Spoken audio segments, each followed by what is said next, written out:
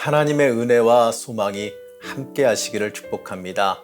오늘 함께 보실 하나님의 말씀은 신명기 34장 10절 말씀입니다.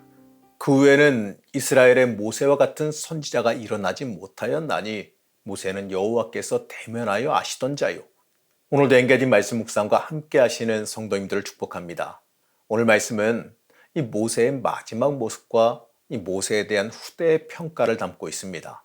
지금도 이스라엘 민족에게 있어서 사람 중에 가장 큰 인물은 모세와 다윗입니다. 이 출애굽기 33장 11절 말씀을 보게 되면 그 이유를 잘 알 수가 있지요.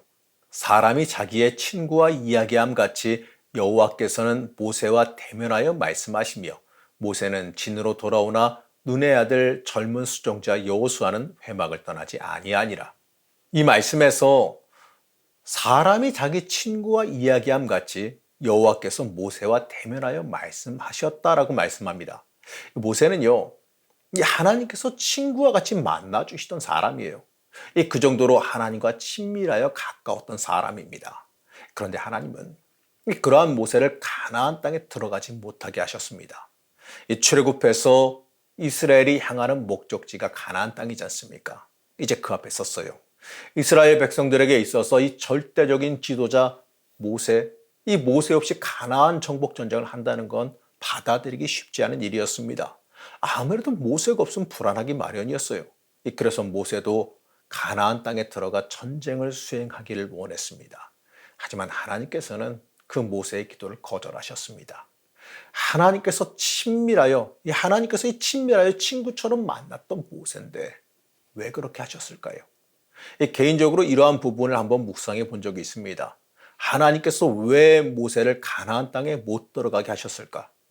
학자들은 이렇게 말하더라고요. 모세가 만일 가나안 땅에 들어가서 정복 전쟁을 잘 이끌어서 승리하고 이 세상을 떠났다면 아마도 모세 종교가 생겨날 수도 있었지 않았을까 이렇게 말을 합니다. 지금까지 모세가 가지고 있던 영향력이라면 모세를 절대시하다가 결국 우상화되는 일이 발생할 수도 있다는 겁니다. 만일 모세의 의도와 다르게 그렇게 된다면 이 일은요 모세에게도 불행한 일이 될 수밖에 없겠지요. 그래서 하나님께서는 모세를 위해서 또 이스라엘 백성을 위해서 그렇게 하셨을 수도 있는 겁니다. 맞습니다. 이 하나님께서 이끌어 가신 일은요 이 뜻대로 이해되지 않을 때도 많습니다.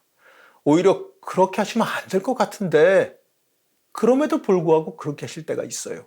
하지만 그 모든 일엔 하나님의 깊은 뜻과 계획이 있음을 우리는 믿음의 눈으로 바라봐야 됩니다. 하나님은 모세에게 마지막으로 정복할 땅을 다 바라보게 하셨습니다. 4절 말씀입니다.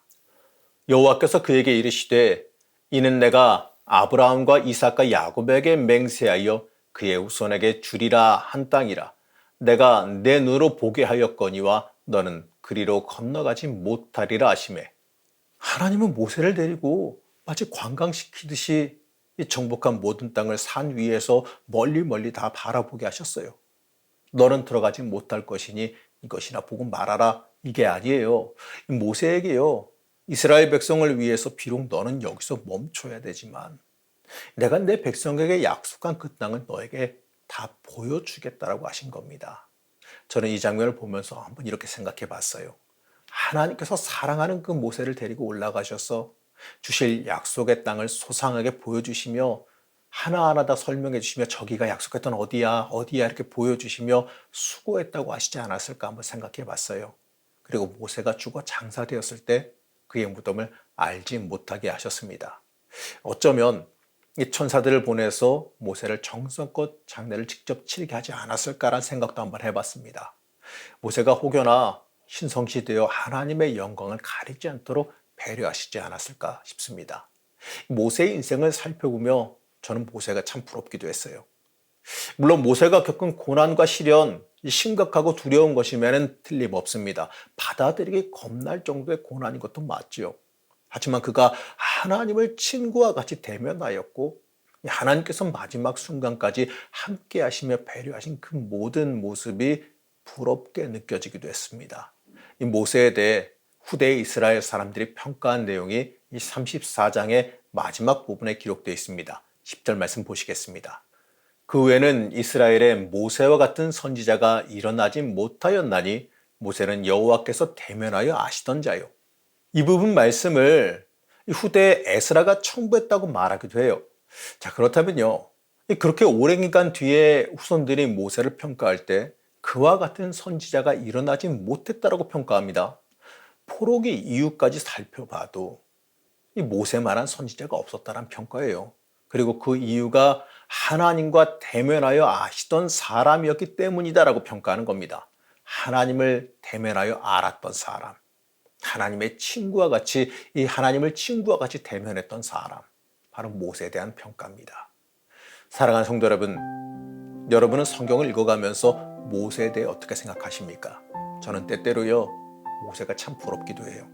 하나님을 대면하여 알았던 사람, 하나님과 소통하며 살아갔던 사람, 이 세상의 높아짐과 부유함보다 모세와 같은 삶이 참된 복이 있는 삶입니다. 모세처럼 하나님의 사랑과 인정을 받는 사람이 되시기를 시간 간절히 축복합니다. 그 삶이 이 참된 신앙의 본질입니다. 오늘도 하나님을 대면하여서 알 정도로 하나님과 가까워지시기를 시간 간절히 축복합니다. 우리의 힘과 능력이 되신 하나님, 모세와 같이 하나님께 인정받는 삶을 살기를 소망합니다. 하나님을 깊게 대면하여 만났던 모세처럼 우리도 하나님과 동행하며 살아가길 소망합니다. 우리와 함께 하시는 하나님과 깊게 만나며 살아가길 소망합니다. 우리를 붙잡아 주셔서 하나님의 사람으로 온전히 거듭나는 역사가 있게 하여 주시옵소서. 오늘 하루도 하나님의 인도하심이 함께 하시기를 소망하며 예수님의 이름으로 간절히 기도드렸습니다. 아멘.